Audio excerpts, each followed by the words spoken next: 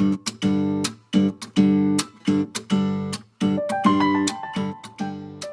everyone, and welcome back to Mingo's Corner Designs on YouTube. Today I am threading a color and weave project. It's a variety of log cabin, and I realize that there's a little mistake that gets made frequently when people thread things like log cabin, and it's an easy correction, but it's kind of hard to explain unless you just see it in person. So I am going to go ahead and demonstrate that. So one thing, if you're not familiar with log cabin is usually alternating colors of a dark value. In my case, this is going to be the red, and a light value, which in my case is a natural. So I want to talk a little bit about what it looks like when you normally do this, and then I'm going to intentionally make a mistake. Trust me, I have unintentionally made this mistake before, so this isn't exactly that disingenuous. It just seemed like it was a good time to do a quick and short how to correct that mistake. So I'm going to start with my natural color because that's what's next in my pattern. And then I'm going to pick up the red. Now I am just alternating them. I am not tying off each one. One of the things that you need to be aware of is when we all first started learning to warp our rigid heddles, I think most of us were told, don't forget, you need to take your yarns over the back bar or under the back bar, alternating. So in other words, in this case, my white is coming over that back bar, and then my red will also come over because again, I'm warping with both of them at once. And then the next time that I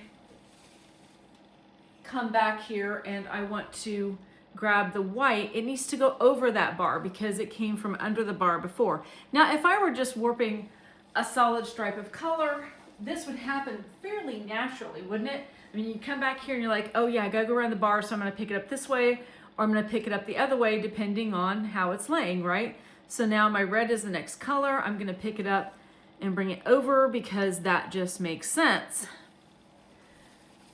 But when you start doing things like alternating, occasionally it just gets mildly confusing.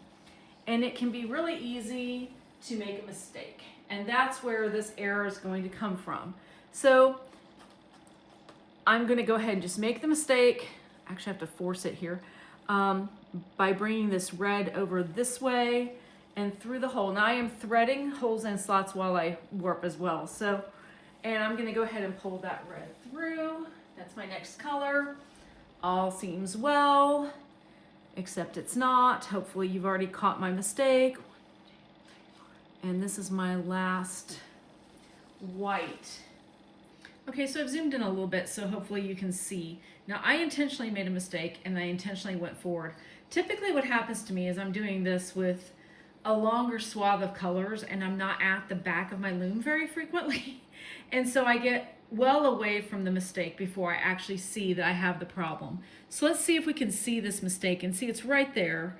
And it's this thread. When I picked up this end, instead of going around the beam, I just came over to the next hole and put it in the next hole.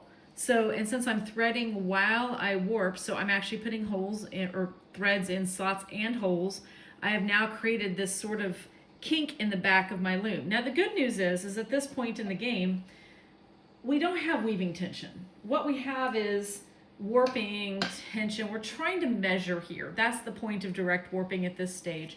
So over that way, about 82 inches is my warping peg.